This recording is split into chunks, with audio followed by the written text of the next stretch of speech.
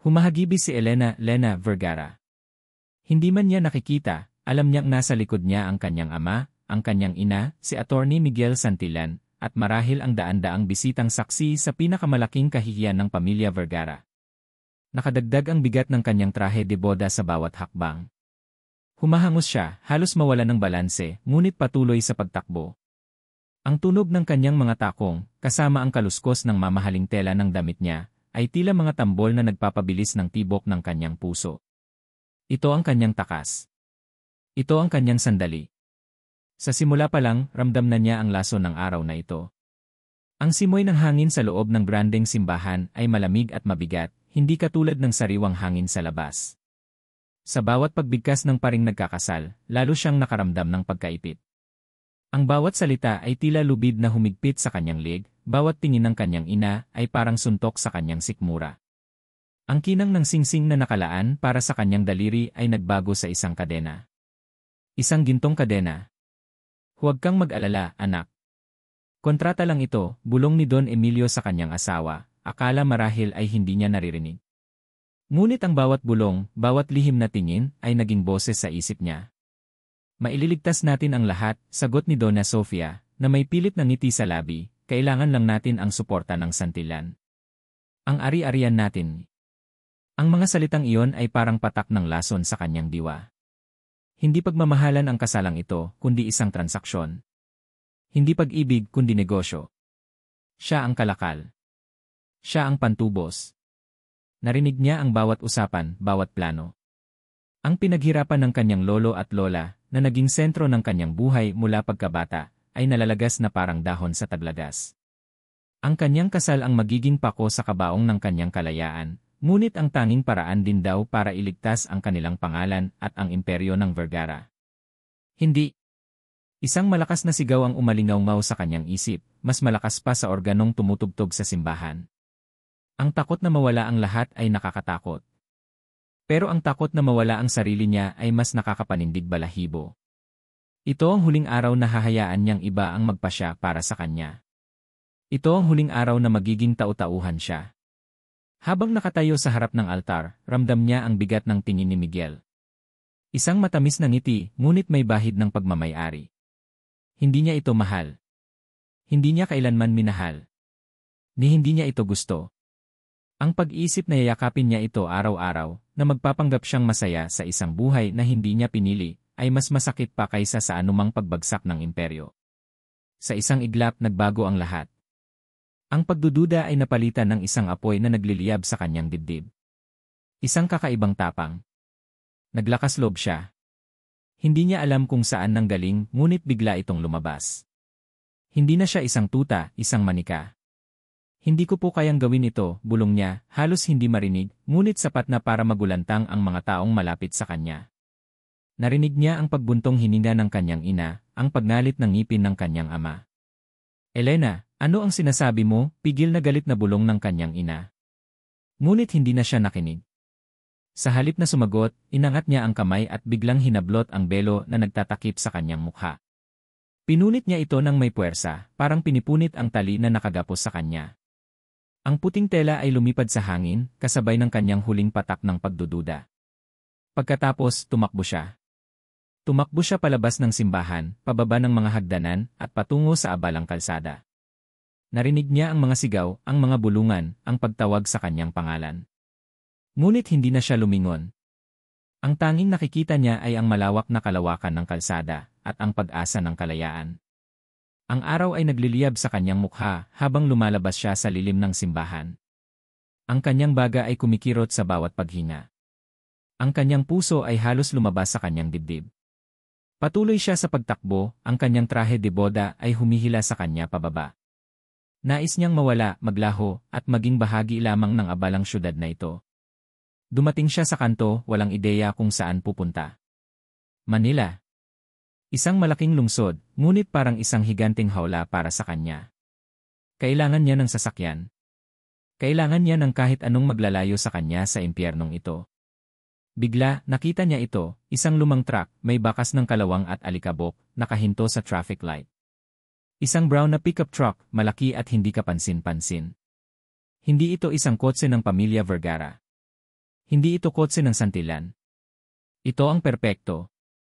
Walang pag-aalinlangan, inihagis niya ang kanyang sarili sa kalsada, iniwawagayway ang kanyang kamay na tila baliw. Para po. Nagsimula nang umandar ang mga sasakyan sa paligid, ngunit ang truck ay nanatiling nakahinto. Nakita niya ang driver. Isang lalaki, nakasuot ng simpleng shirt at maong, nakatingin sa kanya ng may pagtataka. Ang kanyang mukha ay seryoso, ngunit may bahid ng pagkalito. Nagtataka si Kaloy Reyes. Sino ang baliw na babaeng ito na nakatrahe de boda sa gitna ng kalsada? Sakay, sigaw niya, ang kanyang tinig ay halos mapuspos ng hangos. Kailangan ko ng masasakyan. Kahit saan, basta malayo dito. Nagulat ang driver. Ngunit bago pa siya makasagot, tumalon na si Lena sa upuan ng pasahero, halos mawalan ng balanse. Ang trahe de boda ay halos pumuno sa buong upuan. Amoy pawis, alikabok, at langis ang sasakyan. Iba sa nakasanayan niya, ngunit mas pinili niya ito kaysa sa pabango ng mga bulaklak sa simbahan. Umalis ka na, utos niya, halos humihingal. Bilisan mo. Lalong malayo, mas maganda. Tinitigan siya ni Kaloy ng may pag-aalinlangan. Nakita niya ang puting belo na nakakalat sa sahig ng kanyang truck, ang trahe de boda na halos punit na sa laylayan, at ang pagmamadali sa mga mata ng babae. Alam niyang may kakaiba, ngunit may bahagi sa kanya na nag-alinlangan. Ate, ano ho ba ang ginagawa ninyo? Tanong ni Kaloy, ang boses ay kalmado, ngunit may pagtataka. Hindi ho ito taxi. Alam ko, sigaw ni Lena, halos maiyak na sa inis. Wala akong pakialam kung ano ito. Basta paandarin mo na ang makina. Binabayaran kita, kung magkano man ang gusto mo, doblehin mo pa. Dali. Nagbuntong hininga si Kaloy. Hindi niya maintindihan ang sitwasyon, ngunit ang desperation sa mga mata ng babae ay hindi mapagkakaila. Saka nakita niya sa rearview mirror, may mga kotseng mabilis na lumalapit sa kanila. Mas mabuti sigurong umalis muna. Biglang pinaandar ni Kaloy ang truck. Ang lumang makina ay umungol at ang sasakyan ay humagibi sa daan, lumalayo sa kaguluhan ng simbahan. Ang bilis ng hangin ay sumalubong sa mukha ni Lena, malamig at malaya. Sa unang pagkakataon sa napakatagal na panahon, nakahinga siya ng maluwag. Nilingon niya ang driver. Ang lalaki ay nakatitig sa kalsada, ang kanyang mukha ay seryoso. Hindi niya ito kilala. Hindi niya alam ang pangalan nito. Ngunit ito ang tanging tao sa mundo na tumulong sa kanya sa pinakamadilim na sandali ng kanyang buhay. Ang lumang truck ay lumilipad na ngayon sa highway, iniiwan ang nagliliwanag na simbahan at ang kaguluhan sa likuran. Ang bawat metro na lumalayo sila ay parang pagtanggal ng isang tinik sa kanyang puso. Ang ingay ng makina ay naging musika sa kanyang pandinig, ang bawat pag-uga ng truck ay parang oyay. Tinitigan ni Lena ang driver, ang kanyang mga mata ay nanunubok sa bawat detalye ng mukha nito. May bakas ng pagod sa kanyang mga mata, ngunit may kakaibang kapayapaan din sa kanyang mga kilos. Sino nga ba siya? Sino ka? Tanong ni Lena, ang kanyang boses ay mahina, halos bulong. Si Kaloy ay nanatiling nakatingin sa kalsada, walang imik. Ang kanyang mga kamay ay mahigpit na nakakapit sa manibela. Ang kanyang mga mata ay blanko, ngunit may isang malalim na lungkot na nagkukubli sa ilalim. Napaikot ang mga mata ni Kaloy Reyes habang tinititigan ang babaeng nakasuot ng trahe de boda sa tabi niya. Elena Vergara. Ang pangalan ay biglang bumalik sa kanyang isipan, kumikislap sa mga headlines at society pages na paminsan-minsan niyang nakikita sa mga tindahan. Ngunit ibang-iba ang Elena Vergara na ito. Hindi ito ang babaeng may perpektong ngiti sa mga magasin. Ito ay isang babaeng hingal na hingal, mukhang bulantang, at nakasuot ng napakadungis na puting damit na halos punit na ang laylayan. Sino ka? Ulit ni Lena, ang boses ay mahina, ngunit may pagtataka. Hindi sumagot si Kaloy. Kailangan niyang mag-isip. Isang abogada si Miguel Santillan. At ang pamilyang Vergara. Kilala ang mga ito sa buong bansa. Alam niya na ang pagtakas ng babaeng ito ay isang malaking iskandalo. At siya, si Kaloy Reyes, isang hamak na driver ng truck, ay aksidenteng naging kasama sa iskandalong iyon. Nagmamaneho lang siya ng ligtas sa kanyang ruta papuntang Batangas, naghahatid ng gulay at prutas, nang biglang may bumagsak na anghel mula sa langit o isang baliw na bride mula sa simbahan. Teka nga, miss, simula ni Kaloy, kalmado ngunit may bahid ng inis. Maaari mo bang ipaliwanag kung bakit ka tumalon sa truck ko? At bakit ka nakatrahe de boda? Nagmamadali ako. Kailangan ko nang bumalik sa ruta ko. Tumingin sa kanya si Lena. Ang kanyang mga mata ay nanlalaki, parang bata na naligaw. Basta umalis ka lang. Ilayo mo ako dito. Hindi ko kaya ang buhay na yon. Ayoko na. Gusto ko lang ng normal na buhay. Normal na buhay, bulong ni Kaloy sa sarili. Ang isang nakatrahe de boda na tumatalon sa truck ng estranghero ay hindi normal, miss. Anong pangalan mo? Tanong ni Lena, binabago ang usapan. Nag-atubili si Kaloy. Kaloy. Carlo Reyes. Salamat, Kaloy, sagot ni Lena, may bahid ng pagod sa kanyang tinig. Pagkatapos, ipinikit niya ang kanyang mga mata at unti-unting lumambot ang kanyang katawan. Maya-maya pa, tuluyan na siyang nakatulog na may halong gulo sa kanyang mukha. Napabuntong hininga si Kaloy. Nakatulog na ang problema niya. Malaking problema. Hindi niya basta-basta maiiwan ang babaeng ito sa gitna ng kalsada. At hindi rin niya ito maibabalik sa Manila. Alam niyang papunta na rin doon ang mga humahabol. Naisip niya ang kanyang kapatid at pamangkin. Ang huling bagay na kailangan niya ay gulo na makakaapekto sa kanila. Nagmaneho si Kaloy ng halos 1 oras pa bago siya huminto sa isang maliit na kainan sa tabi ng daan, sa isang lugar na tahimik sa Batangas. Ang tindahan at kainan ni Aling Nena ay malinis, simple, at kadalasan ay walang tao kapag ganitong oras. Ito ang paborito niyang kainan kapag bumabiyahe siya. Pinark niya ang truck sa malayo, sa lilim ng isang malaking puno, bago marahan niyang ginising si Lena. Miss, gising na, sabi niya. Dito muna tayo. Nangunot ang noo ni Lena. Nasaan tayo? Anong lugar ito? Sa Batangas. Kain tayo. Malamig na ang ulo mo. Lumabas si Lena mula sa truck. Nakita niya ang isang maliit na kainan na gawa sa kawayan at kogon. May mga upuan na gawa sa kahoy. Simple. Malayo sa mga restaurant na nakasanayan niya. Tara, kain na, aya ni Kaloy. Gutom ka na siguro. Pumasok sila sa kainan. Agad silang sinalubong ni Aling Nena, ang may-ari, isang matandang babae na may mainit na ngiti.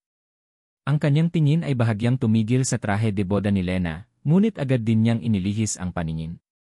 Alam ni Kaloy na si Aling Nena ay sanay sa mga kakaibang bisita na nagdaraan. Umupo sila sa isang simpleng mesa. Nag-order si Kaloy ng 2 peres ng lugaw at kape. Pagdating ng pagkain, nagulat si Lena.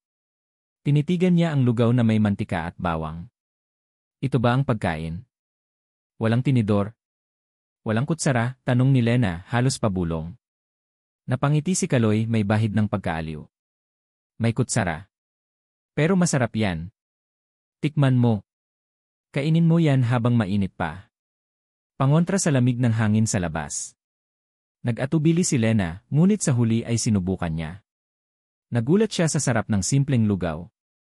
Ang mainit na sabaw ay humaplos sa kanyang lalamunan. Ang sarap, bulong niya.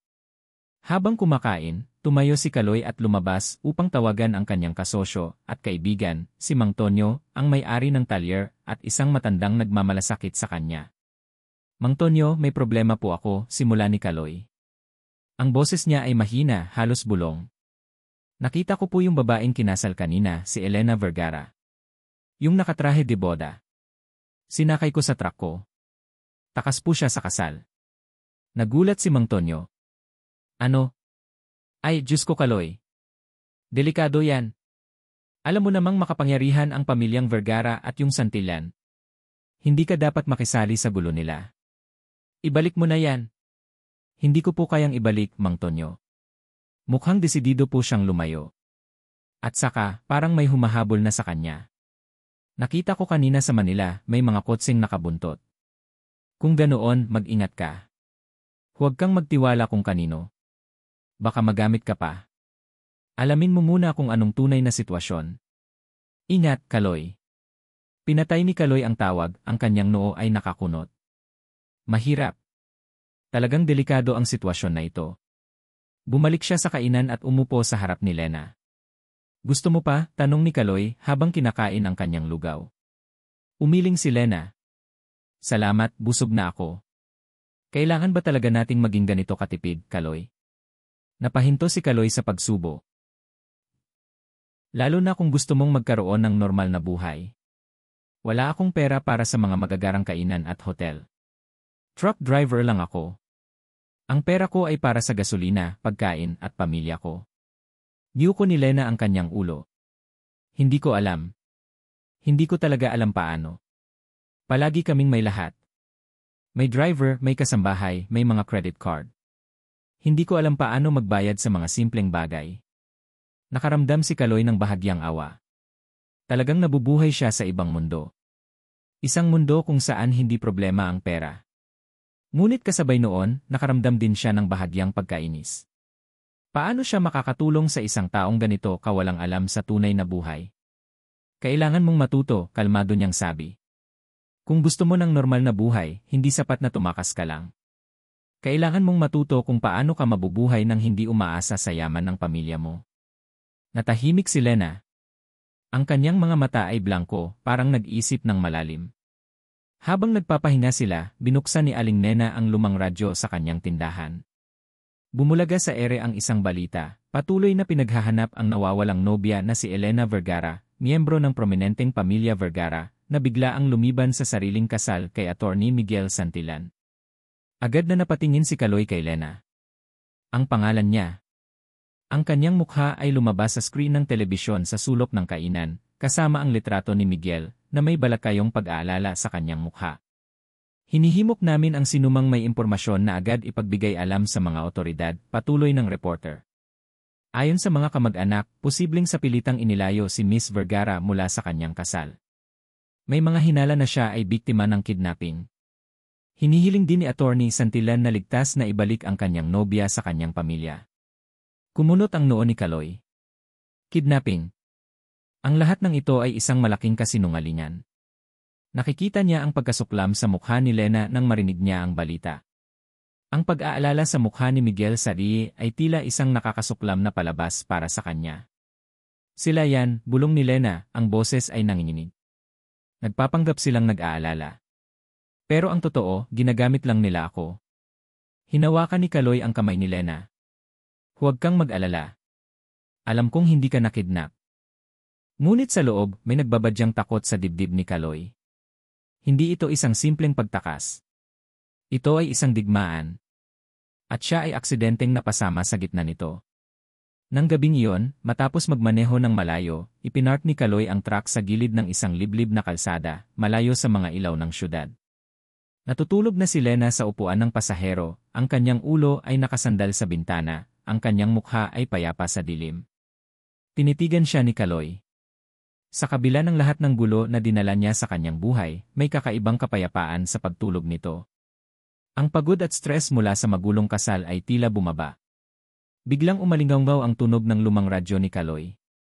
Ang boses ng announcer ay muling nagbabala tungkol sa nawawalang nobya, ngayon ay may kasamang malaking pabuya para sa sinumang makakapagbalik kay Elena Vergara. Lalong lumaki ang problema. Lalo itong naging publiko. Kasabay nito, umilaw ang cellphone ni Kaloy. Isang mensahe mula sa hindi kilalang numero. Nag-atubili siya, ngunit sa huli ay binuksan niya. Kung sino ka man, ibalik mo siya. May presyo ang ginawa mo. Napaigting ang panga ni Kaloy. Hindi na ito isang simpleng pagkakataon. May humahabol sa kanila. At alam na ng kalaban na kasama niya si Lena. Ang gulo ay nagsisimula pa lamang. Nagising si Elena Vergara sa tunog ng makina ng truck, kasabay ng mabining sikat ng araw na tumatama sa bintana. Masakit ang kanyang likod at ang trahe de boda ay halos gusot na. Ngunit sa halip na inis, may kakaibang kapayapaan ang kanyang naramdaman. Nasa labas na siya. Wala na siya sa mansion, wala na sa simbahan, wala na sa poder ni Miguel. Nilingon niya si Kaloy. Nakatingin ito sa kalsada, ang kanyang mga kamay ay mahigpit na nakakapit sa manibela. Mukha itong pagod, ngunit may determinasyon sa kanyang mga mata. Hindi ito nagsasalita, ngunit ang kanyang presensya ay tila isang matibay na haligi sa gitna ng kanyang magulong mundo. Kaloy, mahina niyang tawag. Gising ka na pala, kalmado nitong sagot, hindi lumilingon. Dito tayo sa Laguna. Maganda ang tanawin dito.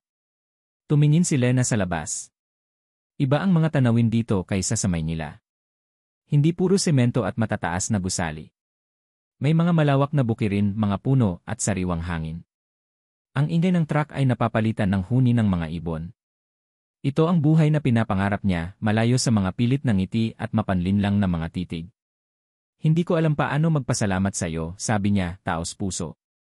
Kung hindi dahil sa iyo, hindi ko alam kung anong nangyari sa akin. Wala yon, sagot ni Kaloy. Basta huwag ka lang magbibigay ng gulo sa akin. May bahid ng biro sa kanyang boses, ngunit alam ni Lena na totoo ang mga salita niya. May responsibilidad siya ngayon kay Kaloy. Nagpatuloy sila sa pagbiyahe. Ang usapan nila ay nagiging mas madalas at mas malalim. Nagulat si Lena sa kung gaano kasimple, ngunit makabuluhan ang mga pananaw ni Kaloy sa buhay. Ang mga usapang tungkol sa halaga ng pera, ng pagod sa trabaho, ng pamilya. Mga bagay na hindi niya kailanman inisip. Ang hirap ng buhay mo, no, sabi ni Lena isang hapon, habang nagpapahinga sila sa ilalim ng isang puno. Humihigot sila ng malamig na tubig mula sa isang lumang dermos. Lahat ng pinaghirapan mo, sarili mong sikap. Tumango si Kaloy.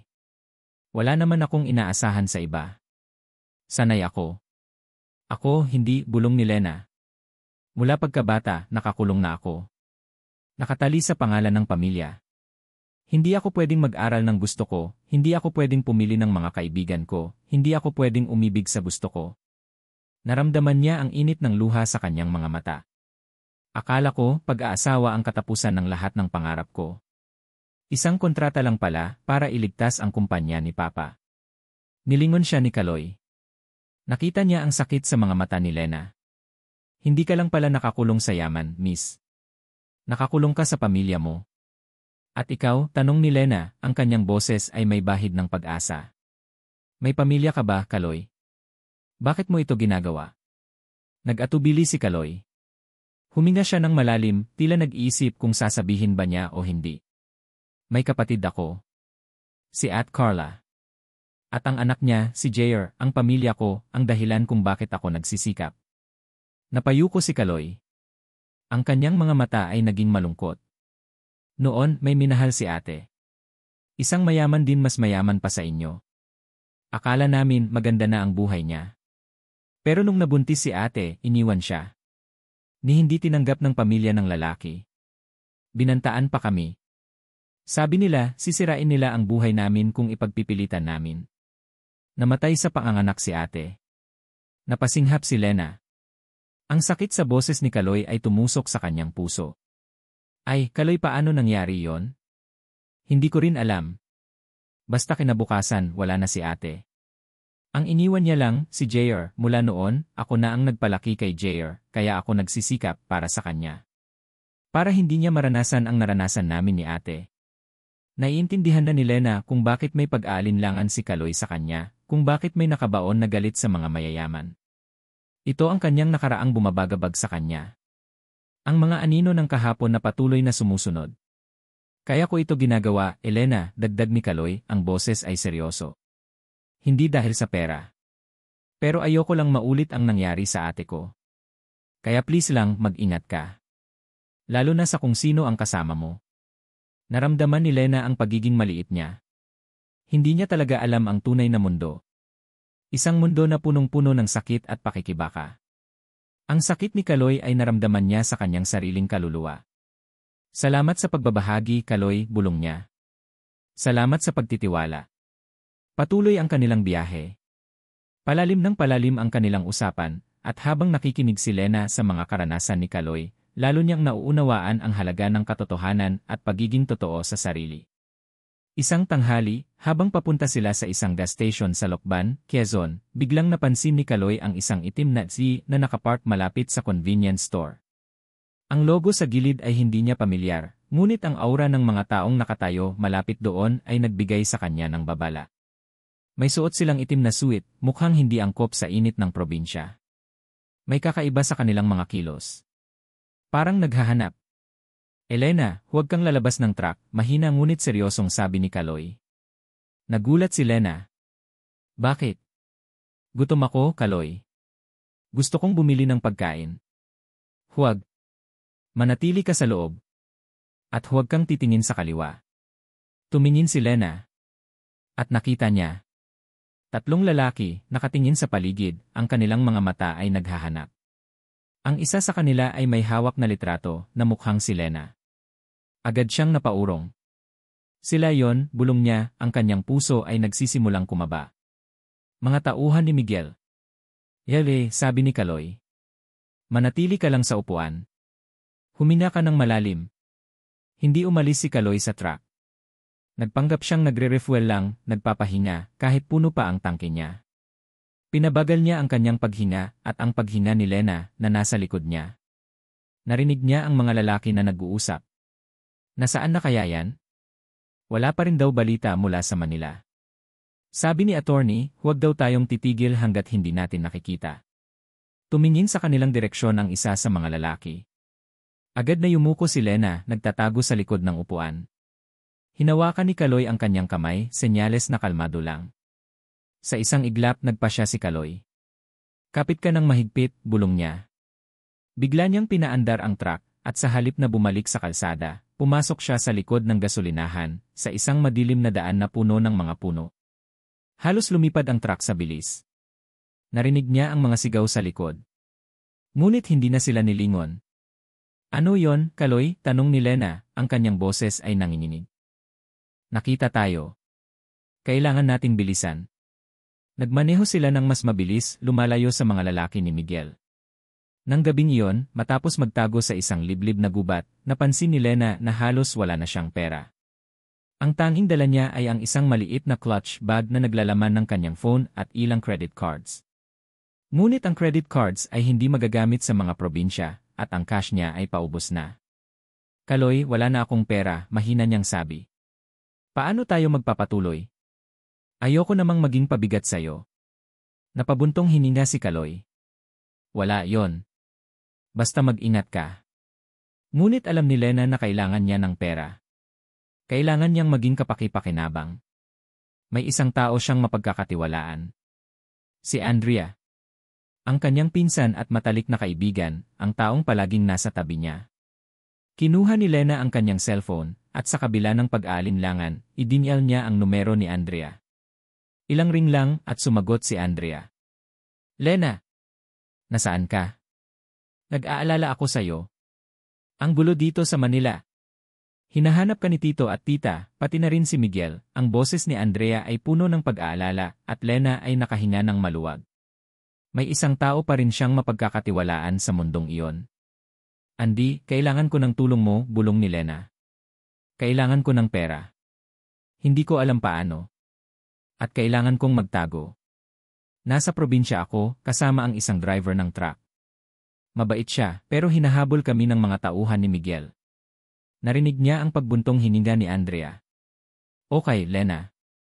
Sabihin mo lang kung nasaan ka. Kukuha ako ng pera.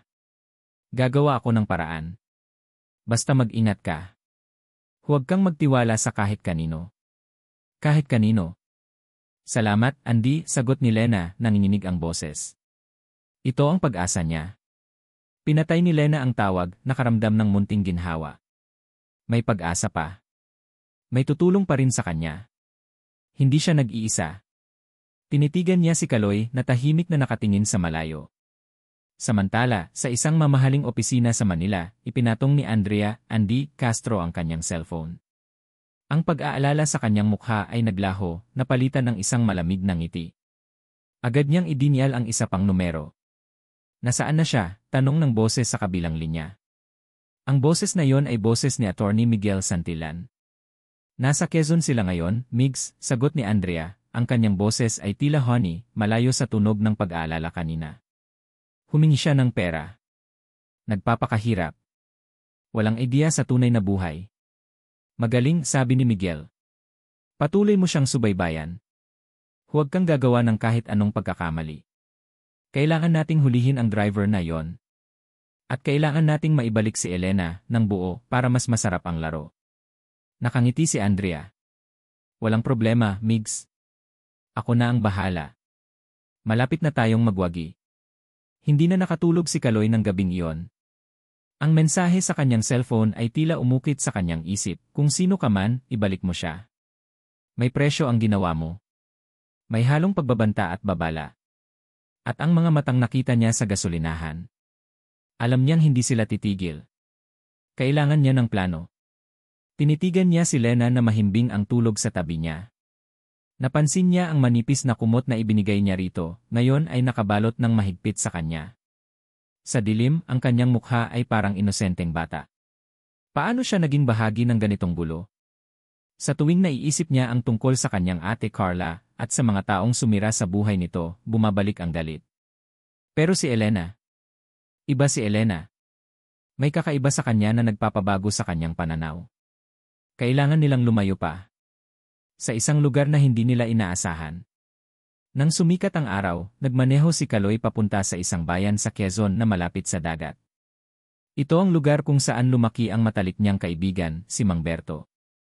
Alam niyang ligtas sila doon. Hindi gaanong kilala ang lugar at ang mga tao ay simpleng-simple lang. Pagdating nila, tahimik na ginising ni Kaloy si Lena. Dito muna tayo, sabi niya. Ligtas dito. Unang kita pa lang ni Lena sa lugar, nakaramdam siya ng ginhawa. Isang maliit na bayan na may malawak na dalampasigan. Ang hangin ay sariwa at ang tunog ng alon ay nakakakalma. Sinalubong sila ng mainit na ngiti ng mga residente. Ramdam ni Kaloy ang paggaan ng kanyang puso. Dinala niya si Lena sa bahay ni Mang Berto, isang simpleng bahay kubo na malapit sa dagat. Sinalubong sila ni Mang Berto at ng kanyang asawa, si Aling Cora, nang may pagtataka ngunit may kabaitan. Ipinaliwanag ni Kaloy ng maikli ang sitwasyon, na si Lena ay kaibigan niya at kailangan ng pansamantalang matutuluyan. Hindi nagtanong si Mang Berto at Aling Cora. Basta tinanggap nila si Lena. Napakalaki ng utang na loob ko sa inyo, sabi ni Lena, ang kanyang mga mata ay nagliliwanag. Nang gabing iyon, may maliit na fiesta sa bayan. Isang maliit na pagdiriwang para sa piyesta ng patron.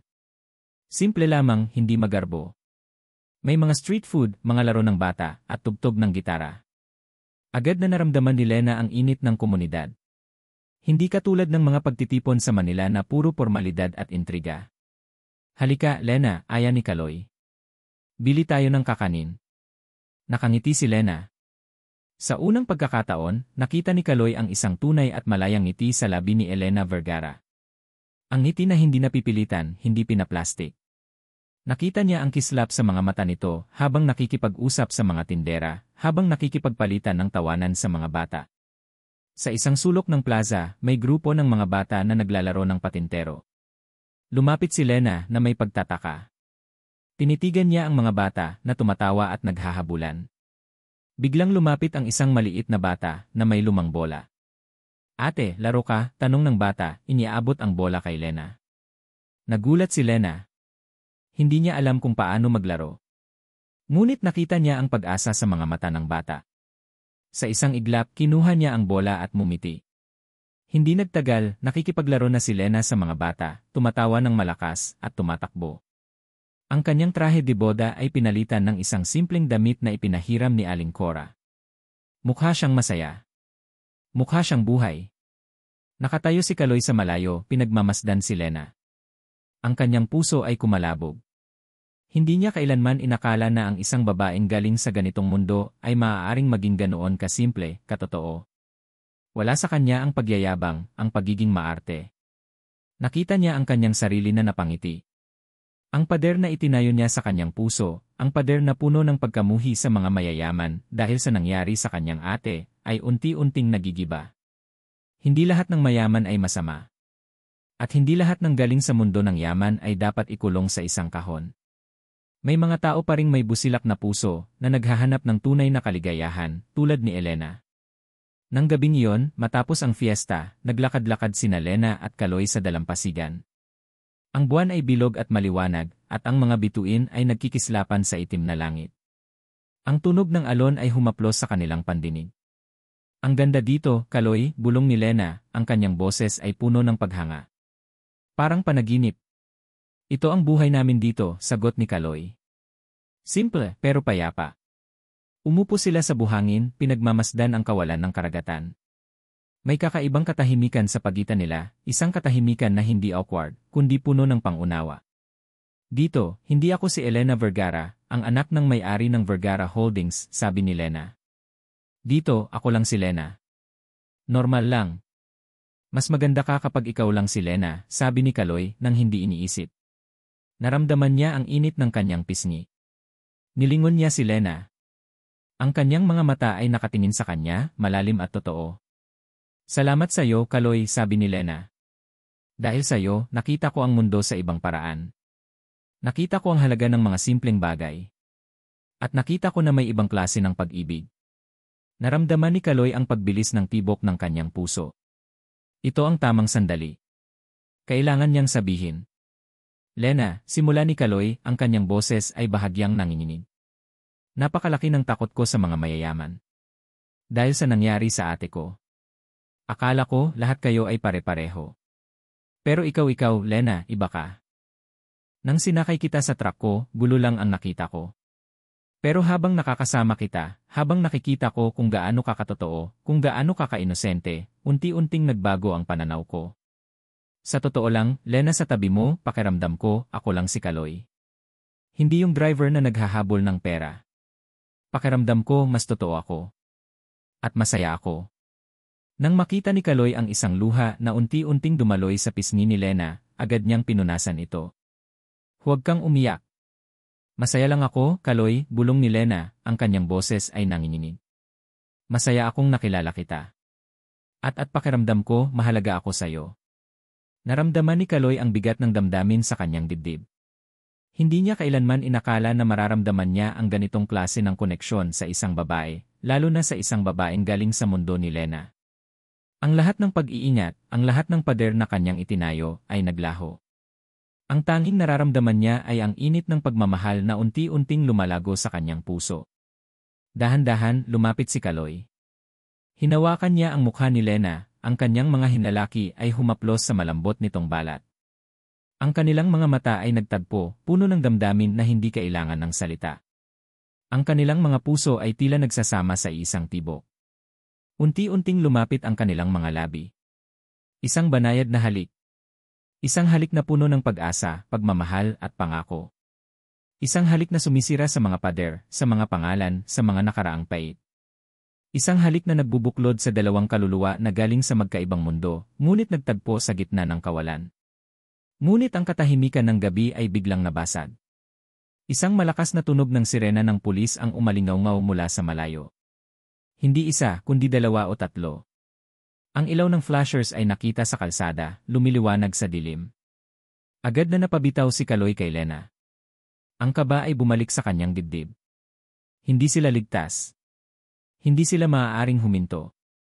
Ang anino ng kanilang nakaraang buhay ay patuloy na humahabol sa kanila. Kailangan nating umalis, sabi ni Kaloy, ang kanyang boses ay matigas ngunit determinado.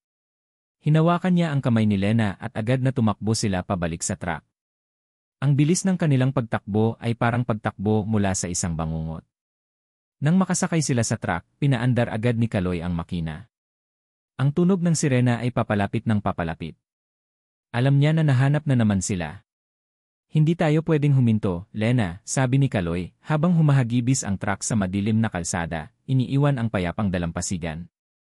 Hindi tayo pwedeng huminto. Ang pagmamadali ng truck ni Kaloy ay hindi nagbigay ng sapat na espasyo para sa takot. Ang tunog ng sirena ay unti-unting lumayo, ngunit ang kaba sa dibdib ni Lena ay nanatili. Ang sandali ng kanilang halik, ng kanilang pangako sa isa't isa, ay nasira ng realidad. Hindi sila ligtas. Hindi pa. Sino sila, Kaloy? Tanong ni Lena, ang kanyang boses ay nanginginig. Nakakapit siya ng mahigpit sa upuan. Hindi ko alam. Pero alam kong hinahanap nila tayo, sagot ni Kaloy, ang kanyang mga mata ay matalim na nakatingin sa daan. Kailangan nating maghanap ng lugar na mas tahimik. Mas malayo. Naghintay si Lena. Alam niyang may tinatago si Kaloy. Ang nakita niyang takot sa mga mata nito nang marinig ang sirena ay iba sa nakita niya kanina. Pero hindi niya naisip na magtanong pa. Hindi pa ito ang oras. Kailangan nilang maging ligtas muna. Nagmaneho si Kaloy ng halos 2 oras, lumiliko sa mga mas maliliit na kalsada, iniiwasan ang mga bayan. Nang huminto sila sa isang liblib na rest stop na mayroong maliit na tindahan, nagpa siya si Kaloy na magpalamig ng ulo. Bumaba siya upang bumili ng tubig at tinapay. Habang naghihintay si Lena sa truck, nakita niya ang isang lumang dyaryo na nakalabas sa counter ng tindahan. Ang kanyang pangalan, ang kanyang mukha, at ang mukha ni Kaloy. Biglang nanindig ang balahibo niya. Ang headline ay malaki at nakakagulat, Vergara Jerez, biniktima ng kidnapping. Pamilya nag-aalala, Santillan, nanawagan. Ang kanyang mga kamay ay nanginginig habang hinablot niya ang dyaryo. Sa ilalim ng headline, may malaking larawan niya sa trahe de boda, at sa tabi nito ay isang larawan ni Kaloy, ang kanyang mukha ay seryoso at may bahid ng pagod. Ang caption, suspect na kidnapper, pinaghahanap. Hindi. Hindi totoo ito. Napapikit si Lena. Ang kanyang mga kamay ay humigpit, halos punitin ang papel. Narinig niya ang boses ng reporter sa telebisyon sa loob ng tindahan, halos pareho sa balita sa radyo na narinig niya dati. Ayon sa pamilya Vergara at sa kanilang abogado, Attorney Miguel Santillan, pinaniniwalaang sa pilitang inilayo ang dalaga.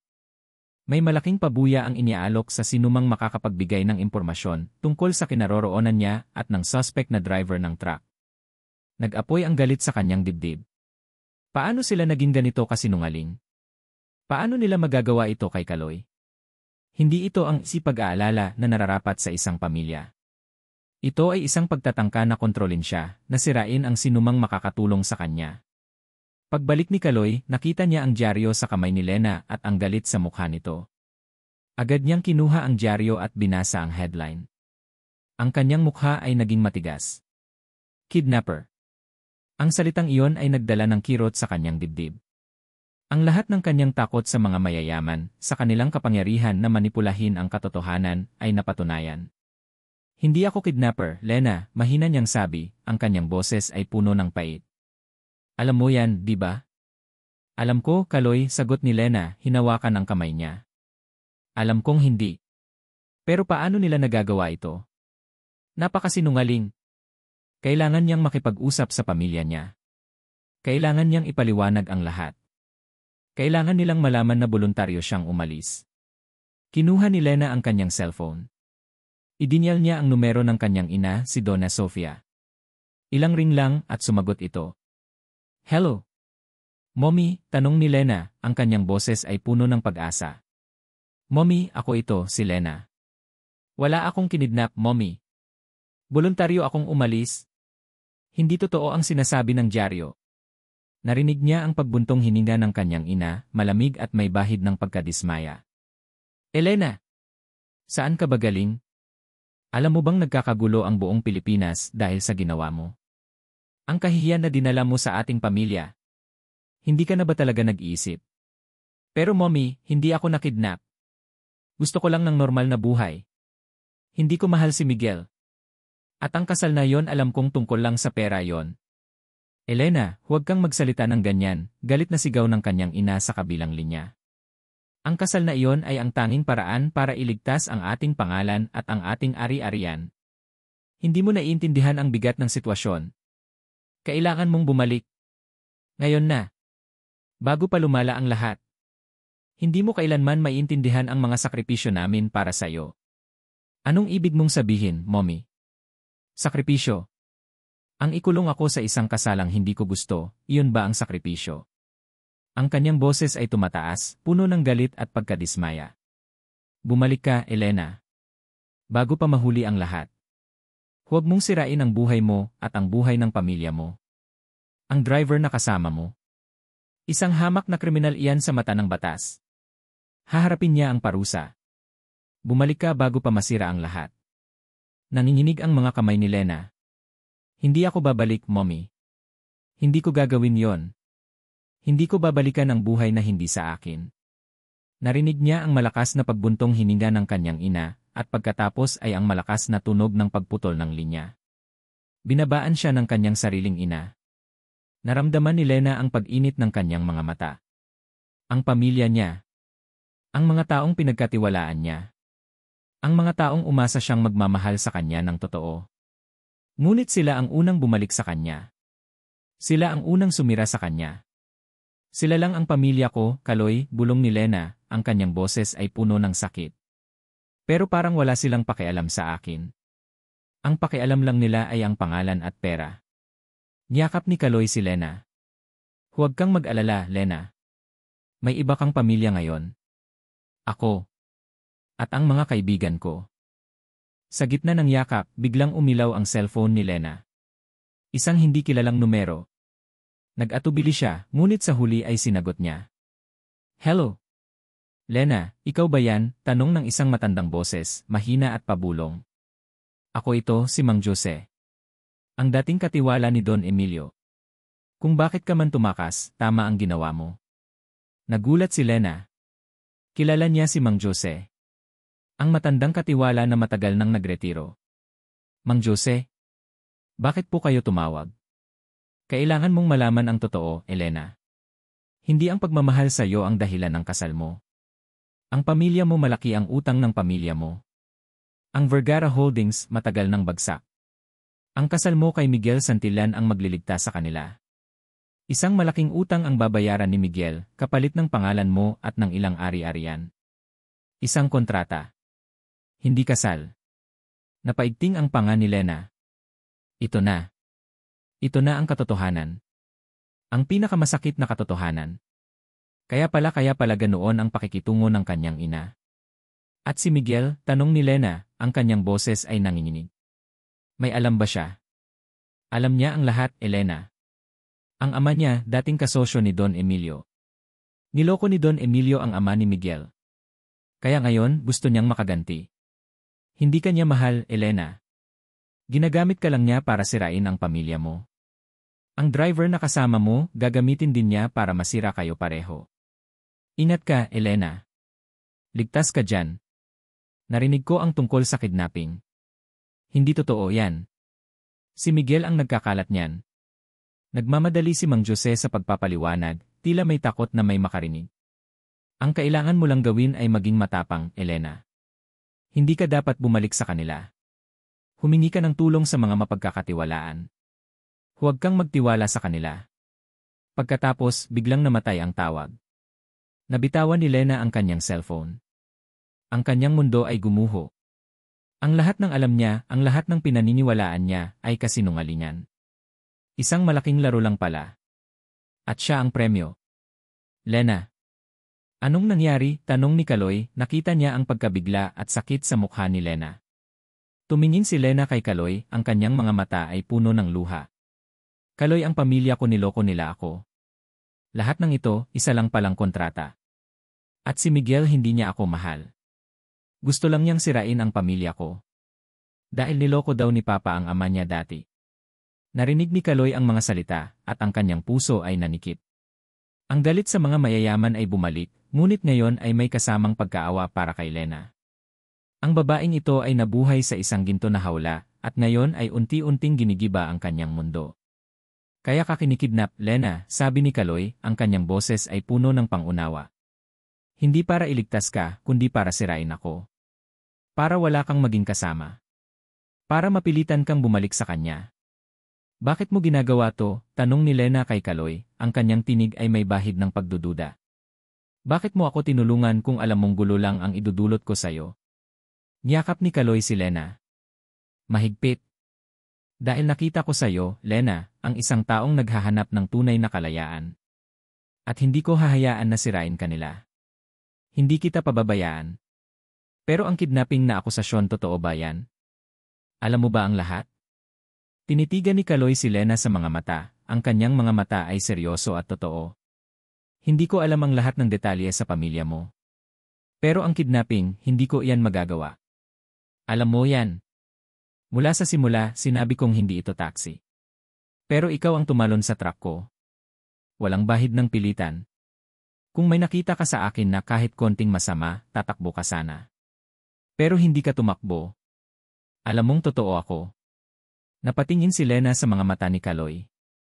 Nakita niya ang katapatan doon. Ang sakit. Ang pagmamahal. Ang lahat ng pagdududa ay naglaho. Tama si Kaloy. Alam niya na totoo ang lalaking ito. Ngunit bago pa sila makapag-usap ng mas malalim, umalinggaw ang cellphone ni Kaloy. Si Mang Tonyo. Ang kanyang mukha ay agad na naging seryoso. Mang Tonyo? Bakit po? Kaloy. Saan ka na naman? Nakuha ko ang balita. Alam na nila kung nasaan kayo. May mga pulis at private investigators na papunta na riyan. Dali. Umalis na kayo dyan. Ngayon na. Biglang nanlaki ang mga mata ni Kaloy. Huli na sila. Lena, bumaba tayo, sabi ni Kaloy, ang kanyang boses ay matigas ngunit kontrolado. Kailangan nating umalis. Ngayon na. Hindi na nagtanong si Lena. Sumunod na lamang siya, ang kanyang puso ay puno ng takot, ngunit ngayon ay may kasamang matinding galit at determinasyon.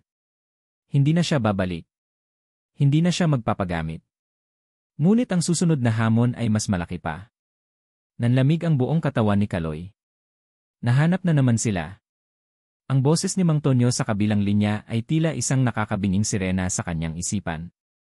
Hindi na ito isang simpleng paghahanap. Ito ay isang pagtugis. Lena, bilisan mo. Sakay na, sigaw ni Kaloy, habang umaakyat si Lena sa upuan ng pasahero, ang kanyang mukha ay puno ng takot. Agad na pinaandar ni Kaloy ang makina ng truck. Umungol ang luma nitong makina, at humagibis sila sa kalsada, iniiwan ang liblib na rest stop na tila isang anino na lang sa likod. Ang bilis ng kanilang pagtakbo ay tila karera laban sa oras. Saan tayo pupunta? Tanong ni Lena, halos umiiyak. Kung saan tayo hindi nila mahahanap, matigas na sagot ni Kaloy. Ang kanyang mga mata ay matalim na nakatingin sa kalsada, hinahanap ang bawat posibleng daan upang makatakas. Naramdaman niya ang pagkilos ng kanyang mga kamay sa manibela, mas mahigpit kaysa dati. Hindi na lang ito tungkol sa kanya. Tungkol na ito kay Lena. At sa katotohanan. Ilang minuto lang ang lumipas, at nakita na ni Kaloy ang mga sumusunod sa kanila. 3 itim na riye, mabilis na humahabol. Kasama rin ang isang patrol car ng pulis. Hindi niya maintindihan kung bakit kasama ang pulisya. Sino ang nagbigay sa kanila ng kapangyarihan na gawin ito? Si Miguel Santillan. Ang abogado na may impluwensya. Kapit ka lang ng mahigpit, Lena, sigaw ni Kaloy. Binilisan niya pa ang takbo, halos mawalan siya ng kontrol sa truck. Ang mga gulong ay umalingaw sa aspalto. Nagsimula ang matinding paghabol. Ang mga egi ay lumalapit, ang kanilang mga ilaw ay tumatama sa rearview mirror. Naririnig niya ang mga busina at ang mga sigaw mula sa kanilang likod. Ang kanyang puso ay kumalabog ng mabilis, ngunit ang kanyang isip ay nanatiling kalmado. Kailangan niyang mag-isip. Sinubukan ni Kaloy na lumiko sa isang masikip na kalsada na puno ng mga puno, umaasa na hindi makakasunod ang malalaking isi. Ngunit tila inaasahan na nila ang kanyang galaw. Lumabas ang isang puting van mula sa isang gilid, humarang sa kanilang daraanan. Lintik, bulong ni Kaloy. Kailangan niyang magdesisyon ng mabilis. Sa harap niya, may isang malaking hukay sa kalsada na puno ng bato. Walang ibang pagpipilian. Kinabig ni Kaloy ang manibela at buong lakas na inihinto ang truck. Umalinggaw ang tunog ng gulong na dumudulas sa aspalto at ang buong truck ay umuga ng malakas. Kaloy, sigaw ni Lena, halos bumagsak sa kanyang upuan.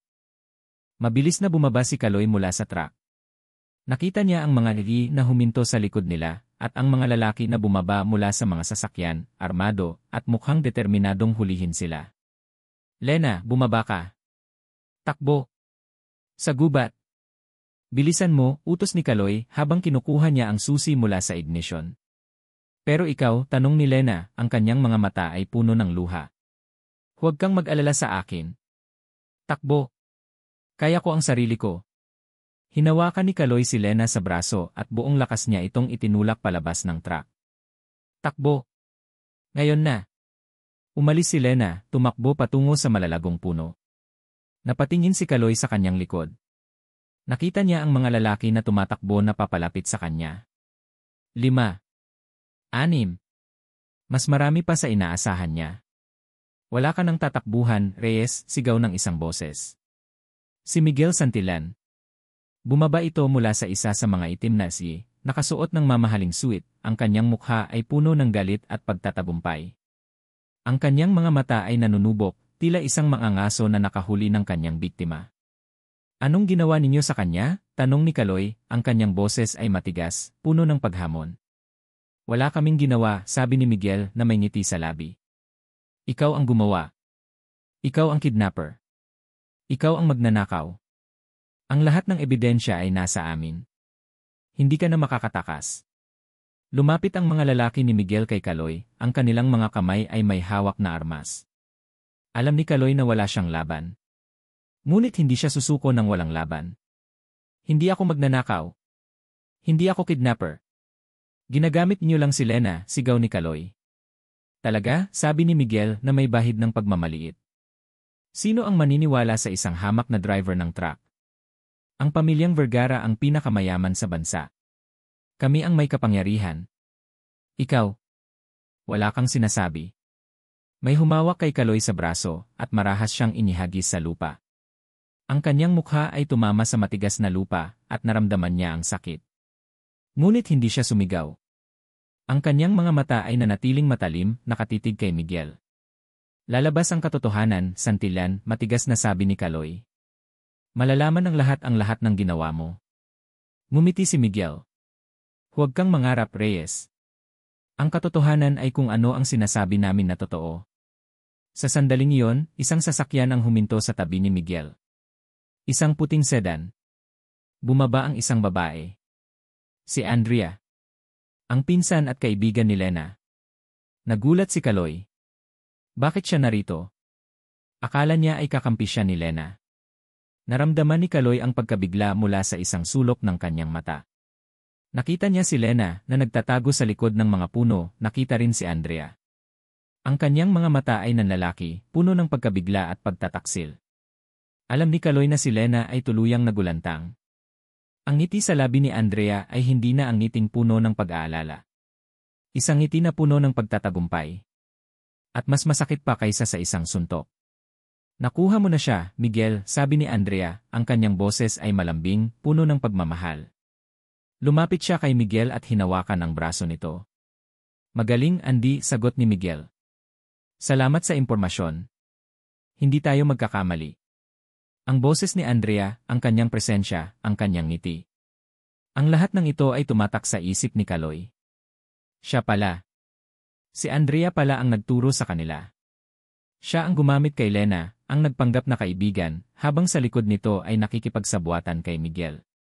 Tiningnan ni Kaloy si Lena, na nasa likod ng mga puno, ang kanyang mukha ay punong-puno ng pagkabigla. Narinig niya ang mahinang hikbi ni Lena. Ang sakit. Ang sakit ng pagtataksil. Kinuha ng mga tauhan ni Miguel si Kaloy at pinosasan. Sige, Reyes, sabi ni Miguel. Pupunta ka sa kulungan. Doon ka mag-isip-isip. Huwag kang mag-alala, magiging maayos ang lahat. Para sa amin. Pero para sa'yo? Hindi na. Hinila ng mga lalaki si Kaloy papunta sa isa sa mga gali. Ang kanyang mga mata ay nanatiling nakatitig kay Lena, na umiiyak na ngayon, ang kanyang mga kamay ay nakatakip sa kanyang bibig. Ang kanyang mukha ay puno ng sakit. Si Miguel, nang mapansin ang titig ni Lena, ay lumapit sa kanya, kasama si Andrea. Ngayon, wala na ang iyong prinsipe, Elena, sabi ni Miguel, ang kanyang boses ay malamig at puno ng pagmamaliit. Isang hamak na driver. Hindi ka dapat nakikisama sa mga ganyan. Bumalik ka sa kung saan ka nararapat. Sa akin.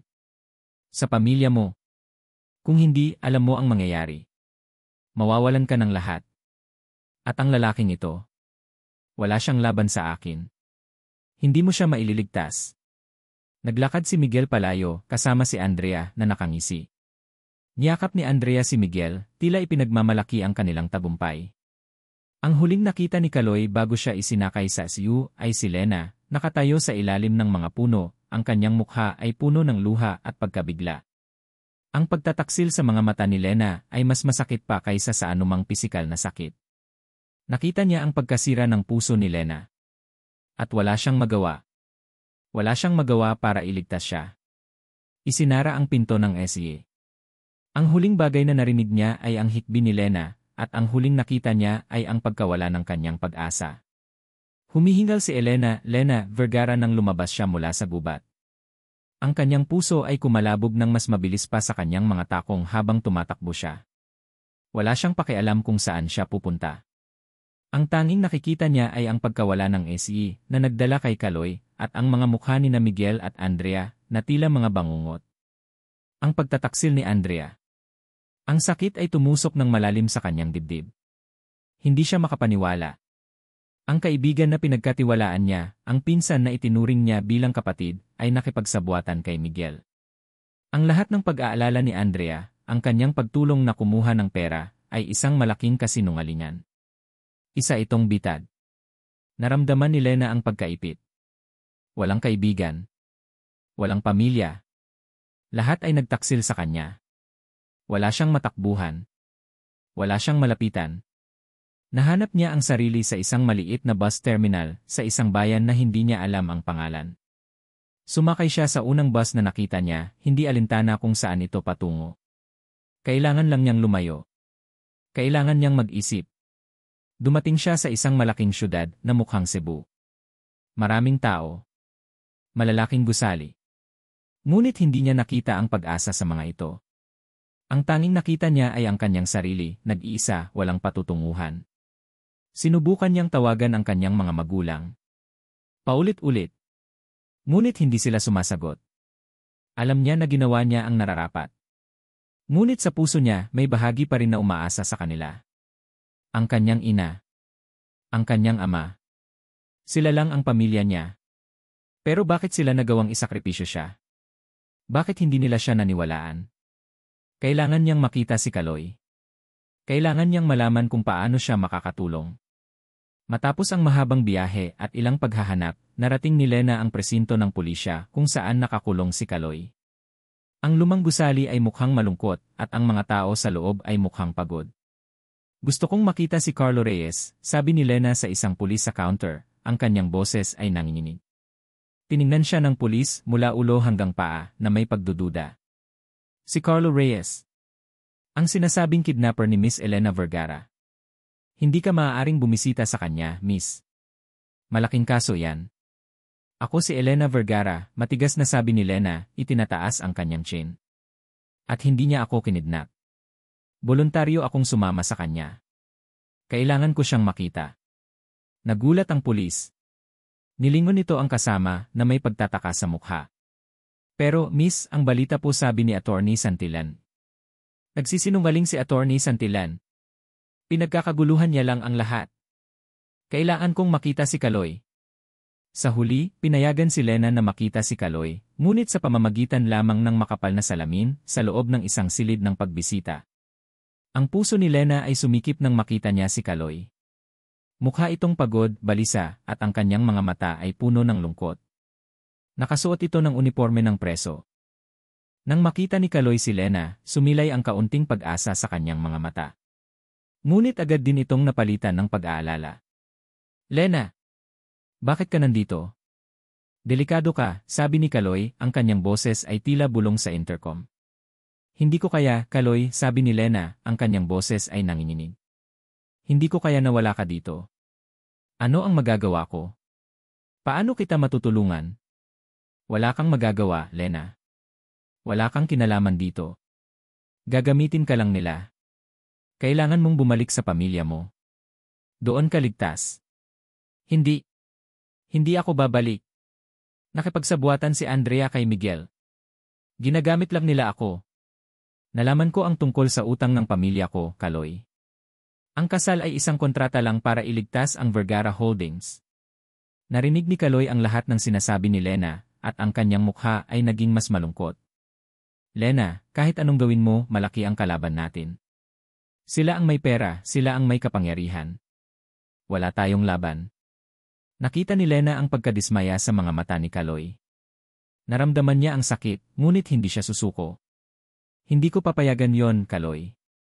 Hindi ko hahayaan na sirain nila ang buhay mo. Hindi ko hahayaan na masira ang katotohanan. Biglang dumating ang isang pulis at binulungan si Kaloy. Mukhang oras na para tapusin ang pagbisita. Lena, mag-ingat ka, sabi ni Kaloy, ang kanyang boses ay may bahid ng pagmamahal at pag-aalala. Huwag kang magpapaapekto sa kanila. Nang hilahin si Kaloy palayo, nanatili si Lena sa kanyang upuan. Ang kanyang mga mata ay nananatili sa bintana, tinitigan ang lugar kung saan nawala si Kaloy. Naramdaman niya ang pagkahilo. Mula sa kulungan, bumalik si Lena sa isang maliit, murang hotel. Hindi niya alam kung saan siya kukuha ng pera. Ang kanyang mga credit card ay na-block na. Ang kanyang account sa bangko ay frozen. Wala siyang kahit ano. Sa gitna ng kanyang kawalan ng pag-asa, umilaw ang kanyang cellphone. Isang tawag mula sa isang hindi kilalang numero. Sinagot niya. Elena, ang boses ni Miguel Santillan. Ang kanyang boses ay malambing, ngunit may bahid ng panunukso. Nag-aalala ako sa'yo. Narinig kong nagpapakahirap ka. Hindi ka nasanay sa ganyang buhay. Anong gusto mo? Matigas na tanong ni Lena. Simple lang, sabi ni Miguel. Bumalik ka sa akin. Magpapakasal tayo. Aayusin natin ang lahat ng ito. Babawiin ko ang kaso laban sa driver mo. Gagawin kong mas madali ang buhay niya. Kaunting bilanggo lang. Ilang taon lang. Kung babalik ka sa akin, hindi siya magdurusa ng sobra. Kung hindi, Elena, sisiguraduhin kong mabulok siya sa kulungan. Alam kong may kinalaman din siya sa nangyari sa pamilya mo. May mga ebidensya kami laban sa kanya. Gusto mo ba na masira ang buhay niya? Nanlaki ang mga mata ni Lena. Ang kasinungalingan. Ang manipulasyon. Ginagamit niya si Kaloy laban sa kanya. Ang pagmamahal ni Lena kay Kaloy ay ginagawa niyang sandata. Huwag mong gamitin si Kaloy, galit na sigaw ni Lena. Nasa sayo yan, Elena. Ang kapalaran niya ay nasa kamay mo. Bumalik ka. Ngayon na. O mawawala ang lahat sayo. Ang driver mo. Ang pangalan mo. Lahat. Pinatay ni Miguel ang tawag. Ang kanyang mundo ay gumuho. Ang lahat ay tila nawala. Ang kanyang pamilya ay nagtaksil sa kanya. Ang kanyang kaibigan ay traidor. Ang kanyang pag-ibig ay nasa kulungan, at ang kanyang kapalaran ay nasa kamay ng kaaway. Wala na siyang pinanghahawakan. Naupo si Lena sa sahig ng kanyang silid, ang kanyang mga mata ay blanko, ang kanyang isip ay puno ng kadiliman.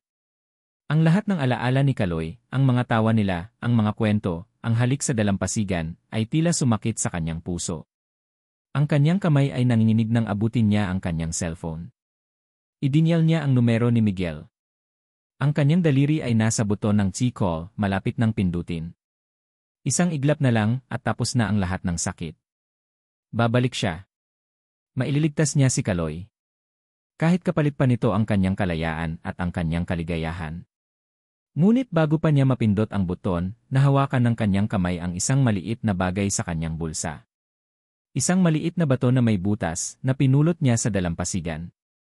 Isang maliit na alaala mula kay Kaloy na sinabihan siya nito na ito ay magdadala ng swerte. Pag nakita mo to, alalahanin mo ang lahat ng magagandang bagay, sabi ni Kaloy. Pinisil ni Lena ang bato sa kanyang kamay. Ang mga alaala ay bumalik. Ang ngiti ni Kaloy. Ang kanyang tapang. Ang kanyang katapatan. Ang kanyang pag-asa. Hindi. Hindi siya susuko. Hindi niya hahayaan na sirain sila ni Miguel. Hindi niya hahayaan na manalo ang kasinungalingan. Wala na siyang kahit ano kundi ang kanyang puso. At iyon ang kanyang ipaglalaban. Tiningnan ni Lena ang kanyang sarili sa salamin. Ang kanyang mga mata ay namumula, ngunit may isang maliit na kislap ng apoy. Ang kapangyarihan ni Miguel ay malaki, ngunit ang katotohanan ay mas malakas. Hindi siya magpapatalo. Pinisil ni Lena Vergara ang maliit na bato na bigay ni Kaloy. Ang maliit na bagay na yon ang nagpapaalala sa kanya ng kalayaan, ng pag-asa, at ng tunay na pagmamahal. Ang apoy na nawala sa kanya ay unti-unting nagliyab muli. Hindi siya susuko. Hindi niya hahayaan na manalo ang kasinungalingan at ang kasamaan. Ngunit paano? Nag-iisa siya. Walang pera. Walang koneksyon. Biglang umilaw ang kanyang cellphone. Isang text message. Mula kay Mang Tonyo. Ang matandang kaibigan at kasamahan ni Kaloy. Elena, nasaan ka? Alam ko ang nangyari. Huwag kang mawalan ng pag-asa. May paraan. Nandoon ako sa Cebu, sa pier. Kilala ko ang ilang kakilala na makakatulong. Pumunta ka dito. Huwag kang mag-alala. Mag-iingat ka. May pag-asa. Hindi siya nag-iisa. Agad na nagtungo si Lena sa pier. Ang kanyang puso ay puno ng pag-asa, ngunit may bahid pa rin ng takot. Nang makita niya si Mang Tonyo, tila nawala ang lahat ng bigat sa kanyang balikat. Yakap na puno ng pag-asa ang ibinigay niya. Salamat, Mang Tonyo, bulong ni Lena, halos umiiyak. Wala yon, ining, sabi ni Mang Tonyo, ang kanyang mukha ay seryoso. Hindi ko hahayaan na masira ang buhay ni Kaloy. Alam kong walang kasalanan ang batang yon. Dinala ni Mang Tonyo si Lena sa isang maliit na bahay, malayo sa sentro ng syudad. Isang ligtas na lugar. Doon, ibinahagi niya ang lahat ng nalalaman niya tungkol kay Miguel at sa pamilya Santillan. Ang Santillan, dati silang kasing yaman ng mga Vergara. Pero niloko ni Don Emilio ang ama ni Miguel sa isang malaking negosyo. Nagsimula silang bumagsak. Ang ama ni Miguel nagkasakit at namatay. Kaya si Miguel matindi ang galit sa mga Vergara. Ang kasal, hindi yan dahil sa pag-ibig. Ito ay isang paraan para makaganti si Miguel. Para makuha niya ang lahat ng nawala sa kanila. Para durugin kayo. Nanlaki ang mga mata ni Lena. Ang mga salita ni Mang Jose ay pinatunayan ni Mang Tonyo. Isang laro lang pala ang lahat. Isang laro ng paghihiganti. Kailangan ko ng patunay, Mang Tonyo, sabi ni Lena, ang kanyang boses ay matigas. Kailangan kong patunayan ang lahat ng ito. Para kay Kaloy. Para sa katotohanan. Mayroon akong ilang kaibigan na makakatulong, sabi ni Mang Tonyo. Mga dating investigador. Hindi nila kukunin ang pera, pero may puso sila para sa katotohanan. Nagsimula ang kanilang paghahanap. Sa tulong ng mga kaibigan ni Mang Tonyo, unti-unting nahukay ni Lena ang mga nakatagong lihim. Lumabas ang mga lumang kaso sa korte, mga dokumento ng pagkalugi ng kumpanya ng Santillan, at mga transaksyon sa pagitan ng mga Santillan at Vergara na mukhang kahina-hinala. Nakita niya ang mga papeles ng kasal, na sa halip na kasunduan sa pag-ibig ay isa palang kasunduan sa paglilipat ng ari-arian. Isang deed of sale sa halip na marriage contract. Ang kanyang pirma ay naroon, ngunit nakakabit sa mga probisyon na hindi niya kailanman binasa at hindi niya kailanman naunawaan. Ang bawat pahina ay nagpatunay sa kanyang pagiging isang bagay, hindi isang tao. Isang gabi, habang nag-imbestiga si Lena sa isang lumang public records office, nakita niya ang isang lumang dyaryo. Ang headline ay tungkol sa pagkamatay ng ama ni Miguel, na sinasabing nagpakamatay dahil sa pagkalugi ng negosyo.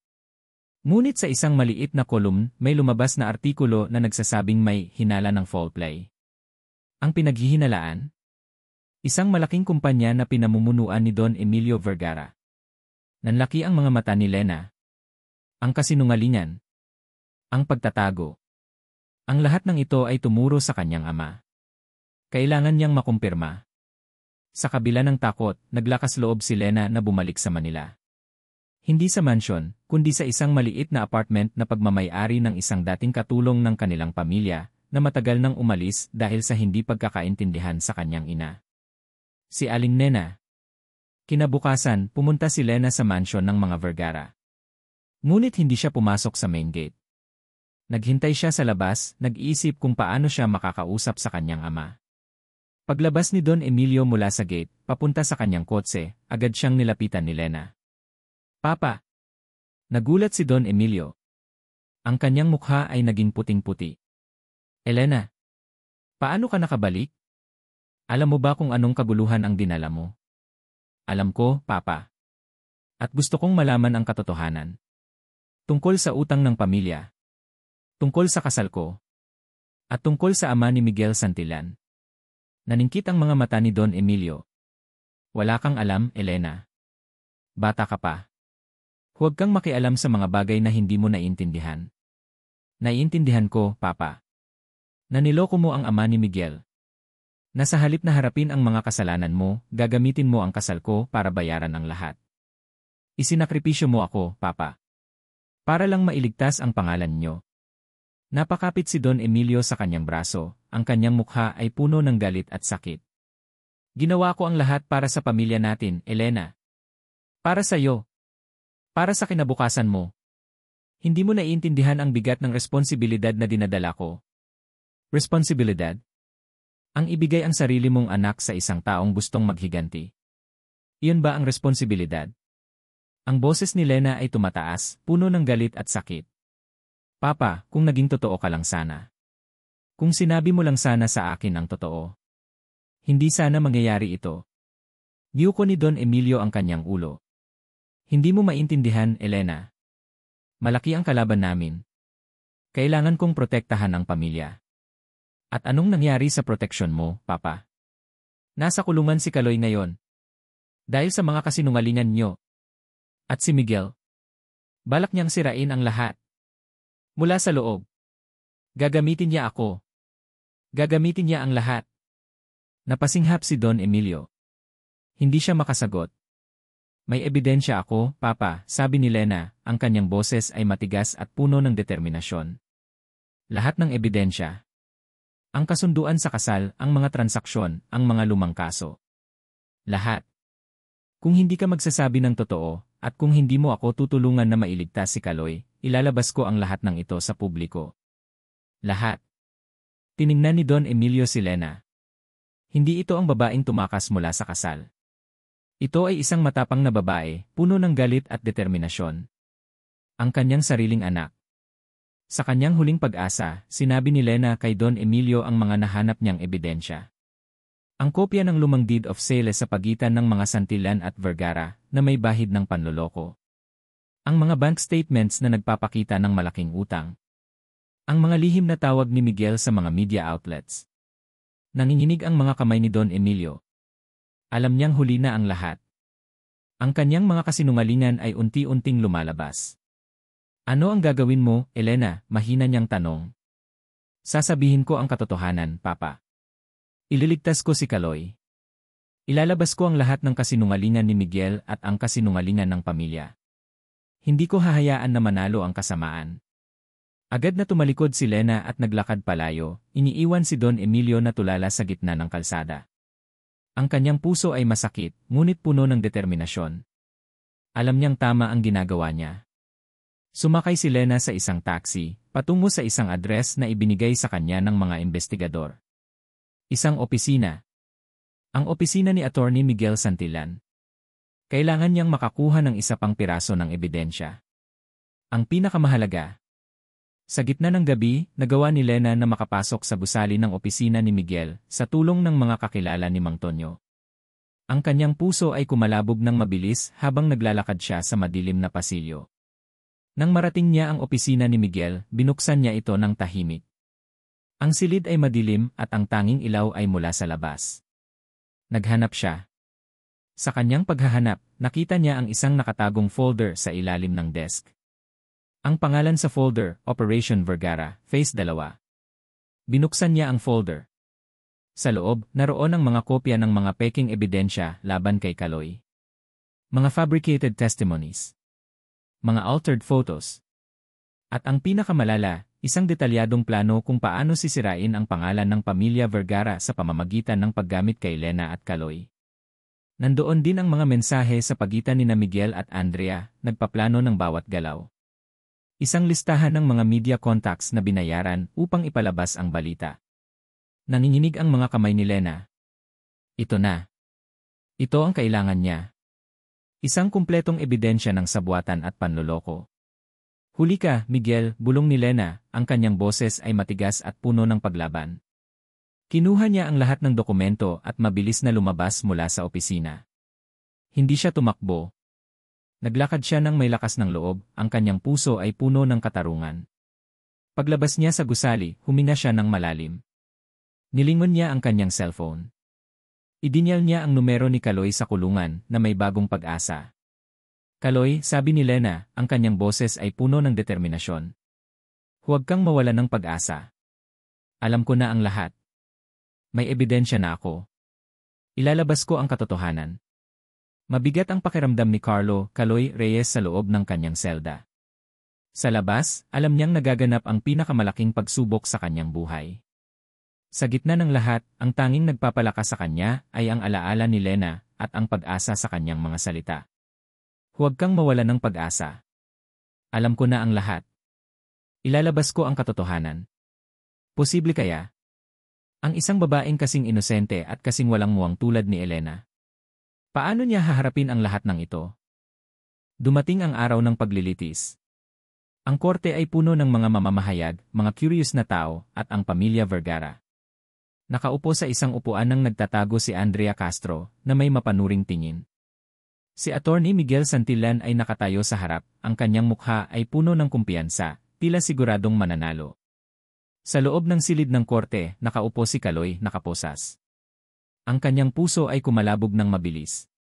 Hindi siya sanay sa ganitong klase ng sitwasyon.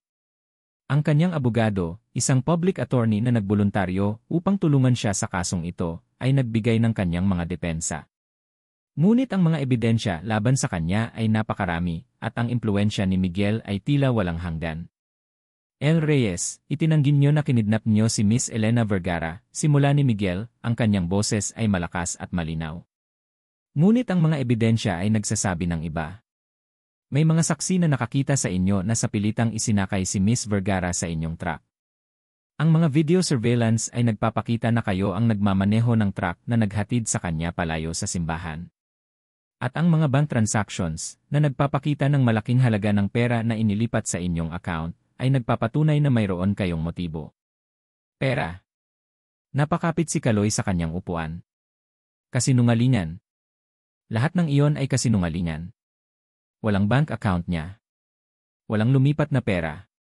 Hindi niya kinidnap si Lena. Nagsisinungaling kayo, sigaw ni Kaloy. Objection, Your Honor, sigaw ng abogado ni Miguel. Sustained, sabi ng hukom. El Reyes, manatili po kayong kalmado. Kung hindi, ipagpapatuloy ko ang paglilitis nang wala kayo. Niyuko ni Kaloy ang kanyang ulo. Ang pag-asa ay unti-unting lumabo. Natalo siya. Natalo sila. Wala na po bang ibang saksi? Tanong ng hukom. Wala na po, Your Honor, sagot ng abogado ni Miguel. Sapat na po ang mga ebidensya upang patunayan ang kasalanan ng akusado. Nagsimula nang magsulat ang hukom. Mukhang tapos na ang lahat. Ngunit sa sandaling iyon, bumukas ang pinto ng korte. Lahat ng ulo ay napalingon. Nakatayo doon si Elena Vergara. Nakasuot siya ng isang simpleng puting blusa at maong, malayo sa mga mamahaling damit na nakasanayan niya. Ang kanyang buhok ay nakapusod, at ang kanyang mukha ay seryoso, puno ng determinasyon. Hindi na siya ang babaeng duwag na tumakas mula sa kasal. Ito ay isang babaeng handang lumaban. Isang bulong ang umalingangbaw sa loob ng korte. Ang mga mamamahayag ay nagulantang. Hindi nila inaasahan ang kanyang presensya. Lumapit si Lena sa bintana at tinitigan niya si Kaloy. Ngumiti siya. Isang ngiti na puno ng pag-asa. Gusto kong maging saksi, Your Honor, malakas at malinaw na sabi ni Lena. Gusto kong magbigay ng pahayag. Nagulat si Miguel. Elena! Ano ang ginagawa mo dito? Hindi ka dapat narito. Nandito ako para sabihin ang katotohanan, Miguel, sabi ni Lena, ang kanyang boses ay matatag. Your Honor, ang saksi pong ito ay biktima ng kidnapping, sigaw ni Miguel. Hindi po siya pwedeng magbigay ng pahayag. Siya po ay under duress. Ang desisyon po ay nasa akin, Attorney Santillan, sabi ng hukom. Miss Vergara, lumapit po kayo sa harapan. Naglakad si Lena patungo sa testigo stand. Ang bawat hakbang niya ay puno ng lakas ng loob. Nang makita niya si Andrea, ang kanyang pinsan ay nanginginig. Nakita ni Lena ang takot sa mga mata ni Andrea. Sabihin po ninyo ang inyong pangalan, sabi ng abogado ni Kaloy. Elena Vergara po, sagot ni Lena. At nandito ako para patunayan na walang kasalanan si Carlo Reyes. Nagsimula si Lena sa kanyang pahayag. Nagsimula siya sa pinakauna, ang dahilan kung bakit siya tumakas. Ang kasal, hindi pag-ibig kundi isang kontrata. Ang kanyang pamilya na nangangailangan ng pera. Ang paggamit sa kanya bilang kalakal. Ang lahat ng pressure na naramdaman niya. Wala pong pilitan na naganap. Ako po ang tumalon sa truck ni Kaloy. Ako po ang nagbayad sa kanya. Gusto ko pong lumayo sa buhay na yon. Gusto ko po ng normal na buhay. Pagkatapos, sinimulan niyang ilabas ang mga ebidensya. Ang mga peking dokumento. Ang mga bank statements na nagpapatunay na hindi lumipat ang pera sa account ni Kaloy. At ang pinakamasakit, ang folder na may titulong to Operation Vergara, Phase 2. Ito po ang plano ni Attorney Miguel Santillan, Your Honor, sabi ni Lena, itinataas ang folder. Isang plano para sirain ang pamilya ko at gamitin ako bilang paraan para makaganti sa aking ama. Ang lahat ng kaso laban kay Carlo Reyes ay kasinungalingan. Ginawa lang po ito ni Miguel Santillan para masira ang pagkatao ni Kaloy at para mapilitan akong bumalik sa kanya. Biglang umalinggaw ang bulong sa loob ng korte. Nagulantang ang mga mamamahayag. Kinukuhanan nila ang bawat sandali. Ang pamilya Vergara ay namumutla. Si Andrea ay nanginginig. Ito po ang mga mensahe sa pagitan nina Attorney Miguel Santillan at Andrea Castro. Patuloy ni Lena, inilabas ang mga kopya ng mga text message. Nagpaplano po sila kung paano ako ilalayo at kung paano susundan ang bawat galaw namin ni Kaloy. Si Andrea po ang nagbigay ng impormasyon kay Miguel. Siya po ang nagpanggap na kaibigan ko para lamang mahuli kami. Biglang tumayo si Andrea. Nagsisinungaling ka, Elena. Walang ganyan. Ginagawa mo lang yan para takpan ang driver mo. Andrea, sapat na, sigaw ng hukom. Nandito po ang mga transaksyon sa bangko ni Andrea na nagpapakita ng malaking halaga ng pera na inilipat sa kanya ni Miguel. Sabi ni Lena, inilabas ang isa pang dokumento. Para po sa pagtataksil na ginawa niya sa akin. Niyuko ni Andrea ang kanyang ulo. Ang kanyang mukha ay puno ng hiya. Tiningnan ni Lena si Miguel. At ikaw, Miguel Santillan. Ang pamilya mo, sinabi niyong kayo ang nagbigay ng pera sa amin. Pero ang totoo, kayo ang may utang sa amin at sinira ninyo ang aming pangalan. Ang ama mo hindi nagpakamatay. Siya ay biktima ng sarili mong ama at ng aking ama. Ginagamit mo ang paghihiganti para sirain ang lahat. Ginawa mo akong biktima para lang masira mo ang aming pamilya. Niyuko ni Miguel ang kanyang ulo. Ang kanyang mukha ay puno ng galit, ngunit wala siyang masabi. Ang lahat ng kanyang kasinungalingan ay nalantad. Mula sa kanyang upuan, tiningnan ni Kaloy si Lena. Ang kanyang puso ay puno ng paghanga. Ang babaeng ito, ang babaeng minsang inakala niyang mahina at walang muwang, ay lumabas na isang mandirigma. Kinakatawan niya ang katotohanan, ang hustisya. Ang kanyang mga mata ay nagliliwanag. Pagkatapos ng mahabang pahayag ni Lena, at ang pagtatanghal ng kanyang mga ebidensya, nagsimulang mag-usap ang hukom at ang kanyang mga abogado.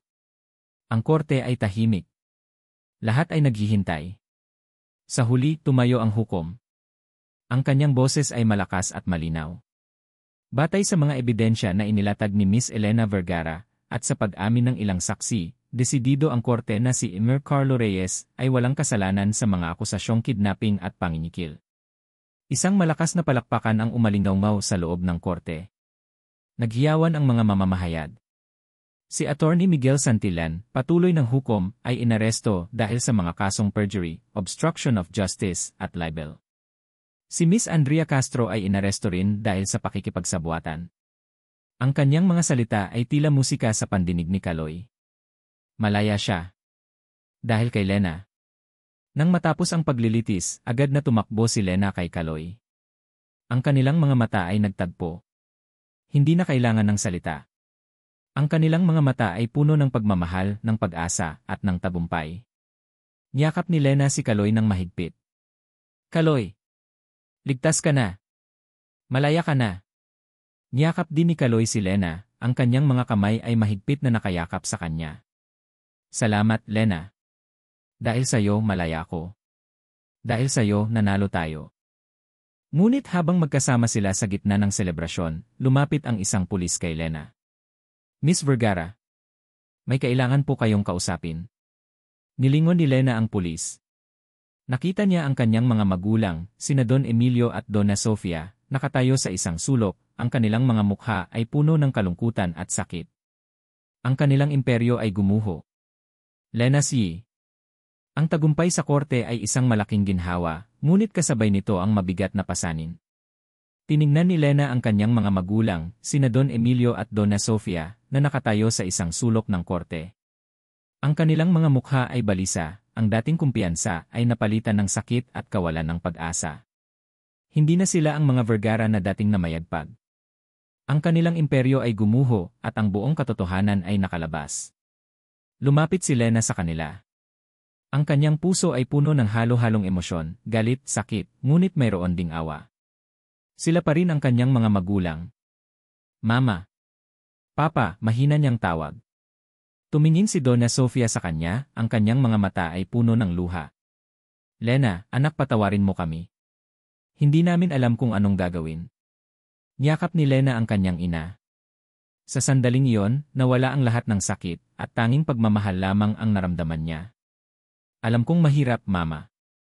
Pero kailangan nating harapin ang katotohanan. Ginawa ko ang lahat para protektahan ka, Elena, bulong ni Don Emilio, ang kanyang boses ay nanginginig. Para hindi ka maapektuhan ng mga problema ng pamilya. Pero nagkamali ako. Sinira ko ang buhay mo. Hindi mo sinira ang buhay ko, Papa, sagot ni Lena habang tumutulo ang luha sa kanyang mga mata. Sa katunayan, ikaw ang nagtulak sa akin para mahanap ang tunay na kaligayahan. Para mahanap ang sarili ko. Patawarin kita, Papa. Sana ay matuto ka mula rito. Hinawakan ni Lena ang kamay ni Don Emilio. Alam niyang mahaba pa ang proseso ng paggaling at pagharap sa batas. Ngunit sa sandaling iyon, ang mahalaga ay ang pagpapatawad at ang pag-asa. Pagkatapos ng maikling pag-uusap, lumabas si Lena at Kaloy sa korte. Ang mga mamamahayag ay nakasunod pa rin, kumukuha ng mga larawan at nagtatanong. Ngunit hindi na sila nagtago. Magkasama sila, naglalakad ng may pagmamalaki. Kaloy siye. Nakatingin si Kaloy kay Lena habang nakikipag-usap ito sa kanyang mga magulang. Nakita niya ang lakas sa mga mata nito, ang pagpapatawad sa kanyang puso. Ito ang Lena na minahal niya. Hindi ang mayaman na si Elena Vergara, kundi ang simpleng si Lena na handang lumaban para sa katotohanan. Paglabas nila sa korte, naramdaman ni Kaloy ang init ng araw sa kanyang balat. Malaya.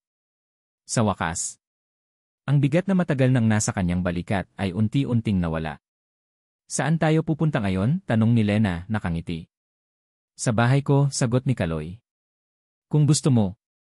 Gusto ko, sabi ni Lena at hinawakan niya ang kamay ni Kaloy. Ang kanilang mga kamay ay magkatugma, tila nilikha para sa isa't isa. Naglakbay sila pabalik sa probinsya, sa simpleng bahay ni Kaloy. Ang bahay na iyon ay dati ng simbolo ng kanyang paghihirap, ng kanyang pagod. Ngunit ngayon, ito ay naging simbolo ng pag-asa, ng pagmamahalan, at ng isang bagong simula. Nang makarating sila sa bahay, sinalubong sila ni Mang Tonyo, na may malaking ngiti sa labi. Niyakap niya si Kaloy at pinuri niya si Lena. Sabi ko na nga ba, sabi ni Mang Tonyo. Mananalo ang katotohanan. At nahanap mo na ang tunay mong kaligayahan, Kaloy. Nagpatuloy ang kanilang buhay. Simpleng buhay. Ngunit puno ng pagmamahalan. Lena si. Pinili ni Lena na manatili sa probinsya kasama si Kaloy. Hindi niya binalikan ang kanyang lumang buhay.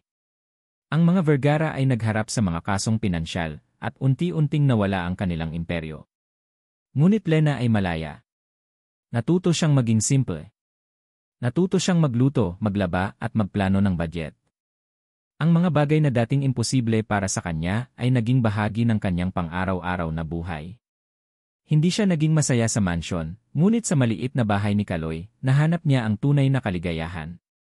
Gamit ang kaunting pera na natira sa kanyang savings account na hindi na-freeze, at ang tulong ni Mang Tonyo, unti-unting pinalago ni Kaloy ang kanyang negosyo sa paghahatid. Bumili siya ng bagong truck at nagkaroon ng ilang empleyado. Ang kanyang pangarap na magkaroon ng sariling maliit na kumpanya ay unti-unting natupad. Kaloy siye. Pinagmamasdan ni Kaloy si Lena habang nagtatanim ito ng gulay sa bakuran ng kanilang bahay. Nakasuot ito ng simpleng shirt at shorts, ang kanyang buhok ay nakapusod, at ang kanyang mukha ay puno ng pawis. Ngunit sa mga mata nito, nakita niya ang kislap ng kaligayahan. Ito ang babaeng minahal niya. Hindi dahil sa kanyang pangalan o yaman, kundi dahil sa kanyang pagiging totoo, sa kanyang tapang, at sa kanyang puso. Ang kanyang ate, si Carla, ay matagal nang wala. Ngunit sa pagmamahal ni Lena, naramdaman niya ang presensya ng kanyang ate. Ang mga sugat sa kanyang puso ay unti-unting gumaling. Nalaman niya na hindi lahat ng mayaman ay masama, at ang tunay na halaga ng isang tao ay hindi nakikita sa kanyang yaman, kundi sa kanyang puso. Sa mga sumunod na taon, nagkaroon sila ng sariling pamilya. 2 anak. Isang babae at isang lalaki. Tinuruan nila ang kanilang mga anak na pahalagahan ang pagiging simple, ang pagiging totoo, at ang pagmamahal sa kapwa. Ang kanilang bahay ay puno ng tawa at pagmamahalan. Isang hapon, nakaupo sila ni Lena sa kanilang beranda habang pinagmamasdan ang paglubog ng araw. Ang langit ay puno ng iba't ibang kulay at ang simoy ng hangin ay sariwa. Lena si. Naalala mo pa ba, Kaloy, sabi ni Lena, yung araw na tumalon ako sa truck mo?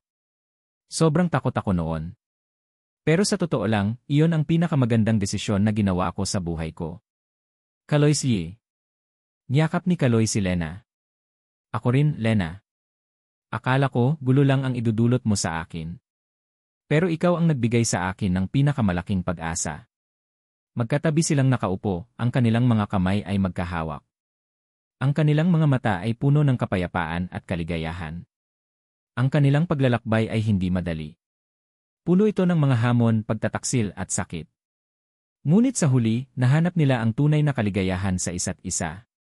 Ang tunay na yaman ay hindi matatagpuan sa mga mansyon o sa mga bank account. Ito ay nasa pagmamahalan, sa pagiging totoo, at sa lakas ng loob na lumaban para sa kung ano ang tama. Ito ang kwento ni na Elena at Kaloy, isang kwento ng pag-ibig na lumaban sa ginto at nanalo. At dito nagtatapos ang kwento ni na Elena at Kaloy. Isang paglalakbay na puno ng pagsubok, pagtuklas, at pagmamahal. Sa ngalan ng manunulat, ako po ay taos-pusong nagpapasalamat sa inyong lahat na sumubaybay sa bawat kabanata ng Puso Laban sa Ginto. Ang bawat sandali ng paglikha ng kwentong ito ay puno ng damdamin, mula sa simula ng takot at pagtakas ni Lena, hanggang sa kanyang matinding paghahanap ng katotohanan, at ang kanyang matapang na paglaban para kay Kaloy at sa kanilang pag-ibig. Naging saksi tayo sa pagbabago ng isang babaeng nabubuhay sa hawla ng kayamanan, na nakatagpo ng kalayaan at tunay na pagmamahal sa piling ng isang simpleng lalaki. Ramdam ko ang bawat takot, bawat lungkot, bawat pag-asa, at bawat kislap ng pag-ibig na bumalot sa kanilang kwento. Sana ay nadama rin niyo ang bawat emosyon na ito sa bawat salita. Sa pamamagitan ni Lena at Kaloy, nais kong ipaabot ang mahalagang mensahe, na ang tunay na halaga ng buhay at pag-ibig ay hindi nakikita sa salapi o katayuan sa lipunan. Nasa katapatan ito ng puso, sa pagpapatawad sa mga nagkamali, sa tapang na lumaban para sa tama, at sa kakayahang umasa kahit sa gitna ng kadiliman.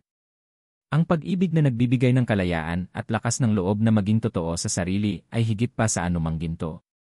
Naway maging inspirasyon ang kwentong ito upang piliin natin ang pagmamahalan na malaya, buo, at totoo, anumang hamon ang dumating. Muli, maraming salamat sa inyong walang sawang pagsuporta.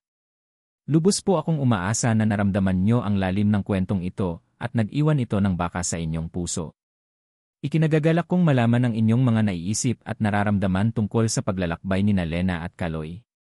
Huwag po kayong mag-atubiling mag-iwan ng inyong mga komento. Maraming salamat po. Nagmamahal. Pag-ibig sa likod ng Lu.